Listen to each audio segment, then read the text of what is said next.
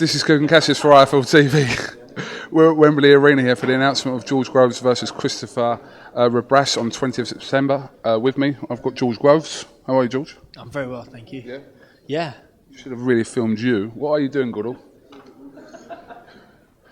It's a free-for-all, isn't it? I call him Goodall for nothing today. Absolutely. First of all, just want to thank you, really. Straight after the fight. No, straight after the fight. I've been waiting for this. Go on. Straight after the fight with Carl, I could see you didn't really want to talk to anyone, but you gave me a couple of minutes. Yeah. No, I appreciate that. That's all right. I know you need the hits. No, I know. You do a fantastic job, and it's almost like a public service.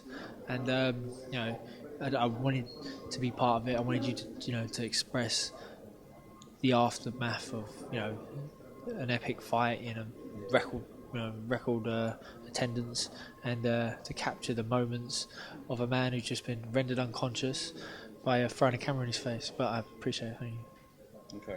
That was good fun. I appreciate it. I didn't talk to anyone. I know you didn't. And, no, I really meant it. I wanted to say thanks. It's been, 6 weeks, 5-6 weeks since the 31st. Where are you in coming to terms with that now? I'm totally...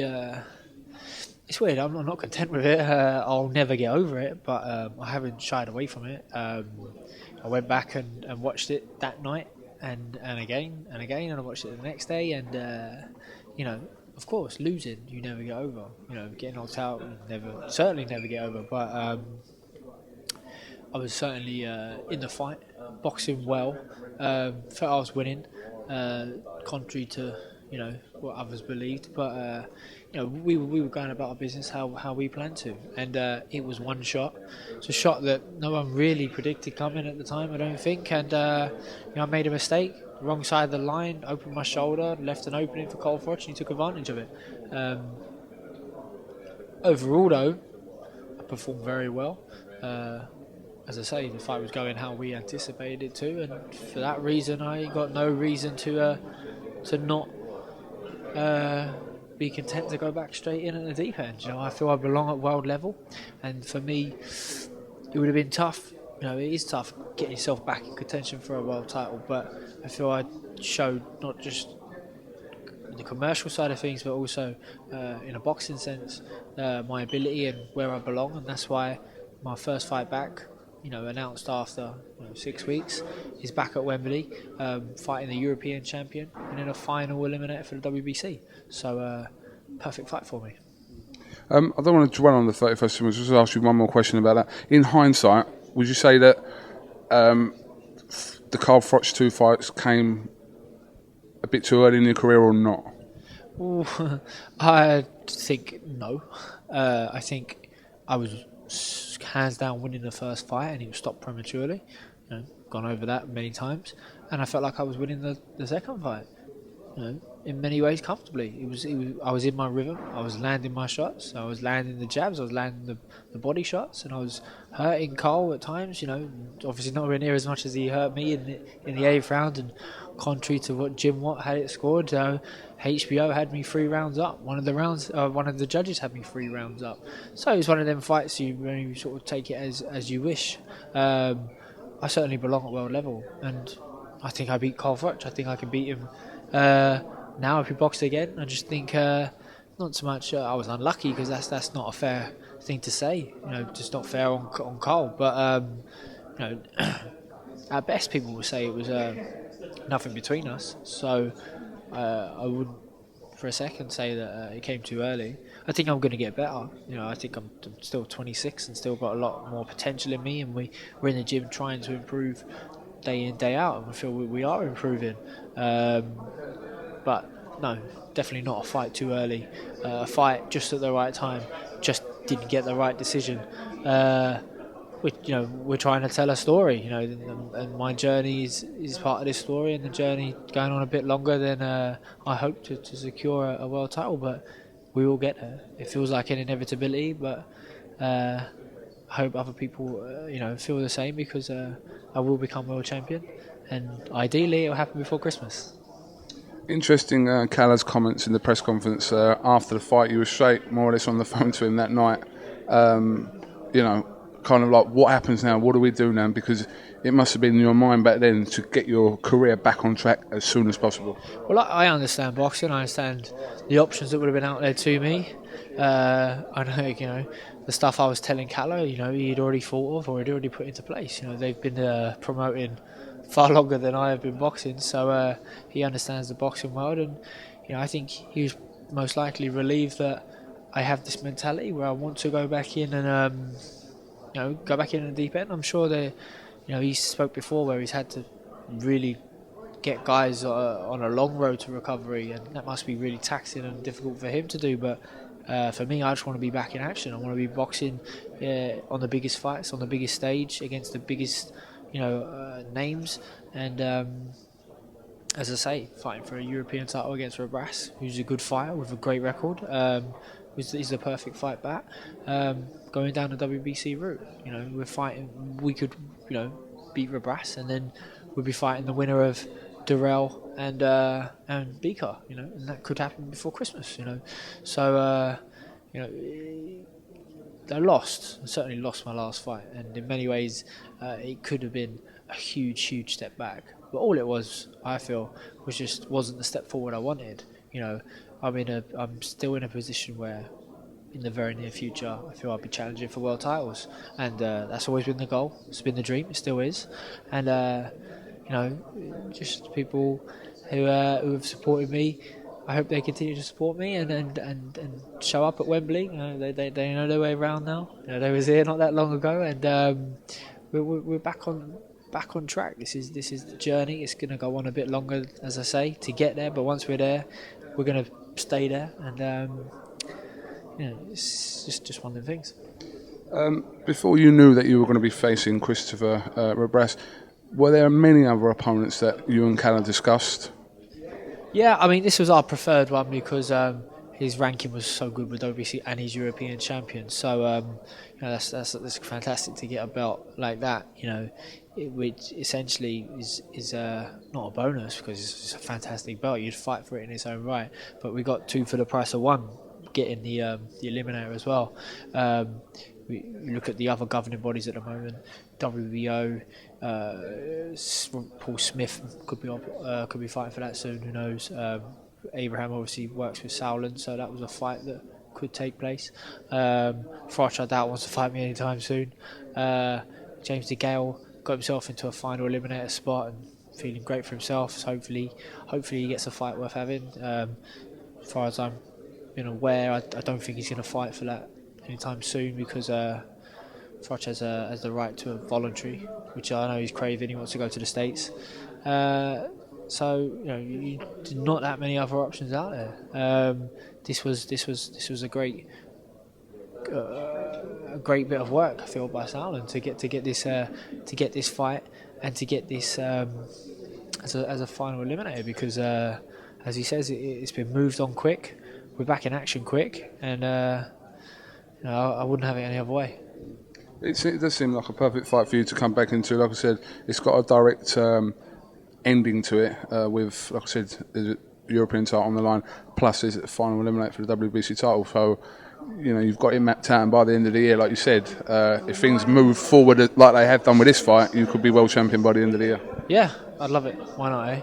I think, and that could be in London again because, if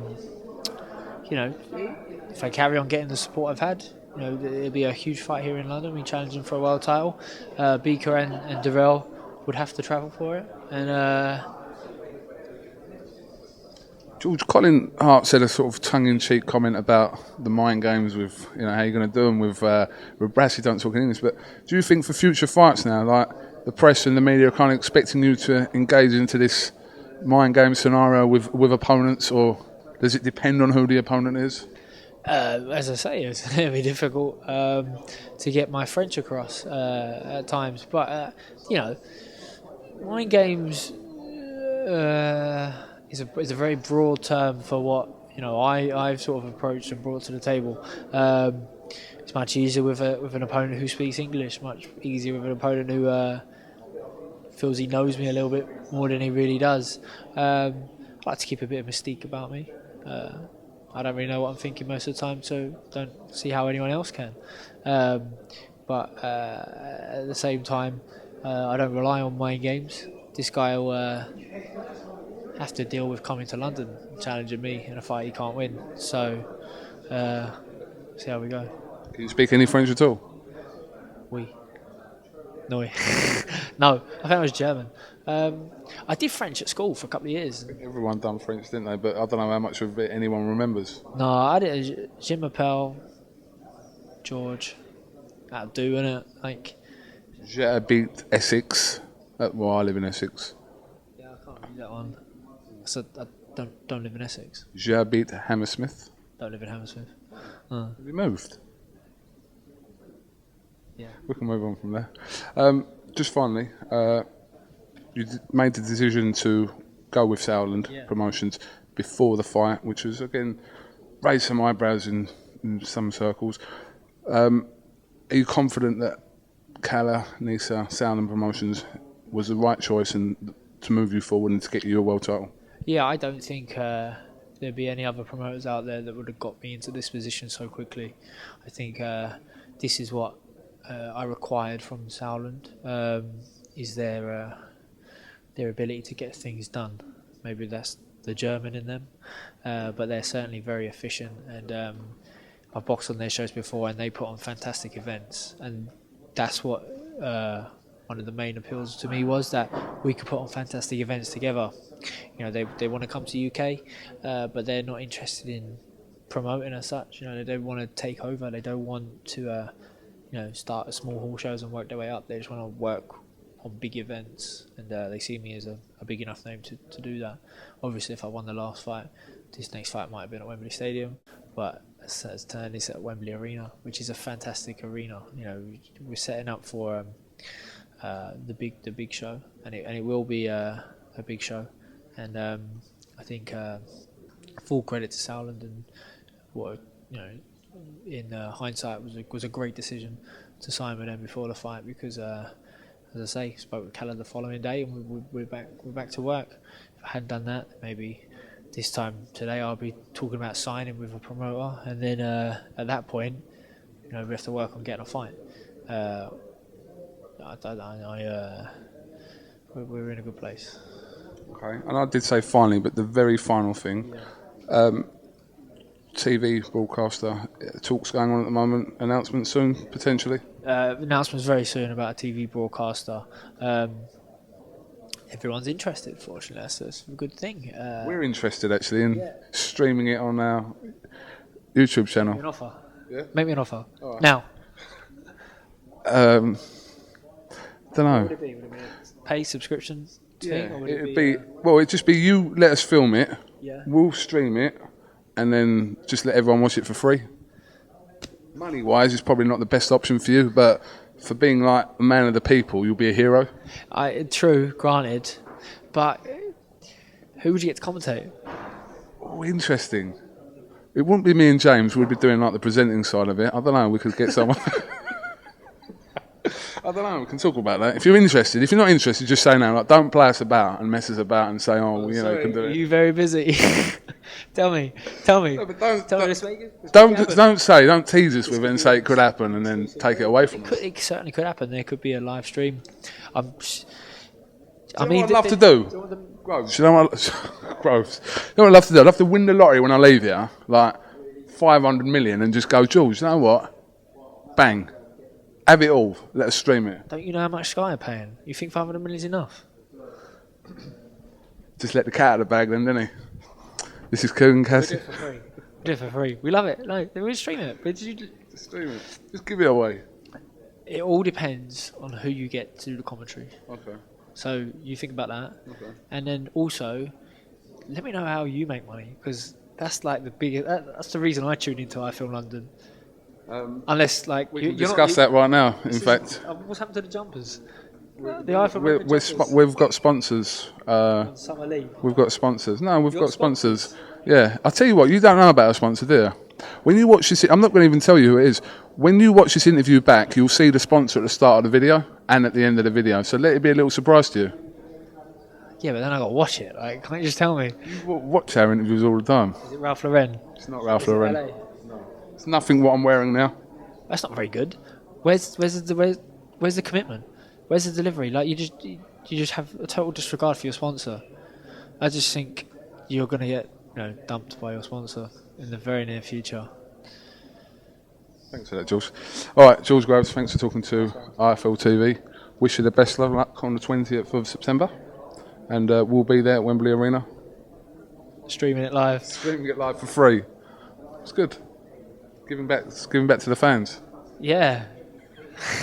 Let's give it back. This is Coogan Cassius with St George Groves for IFL TV. Thanks for watching. Thank you very much.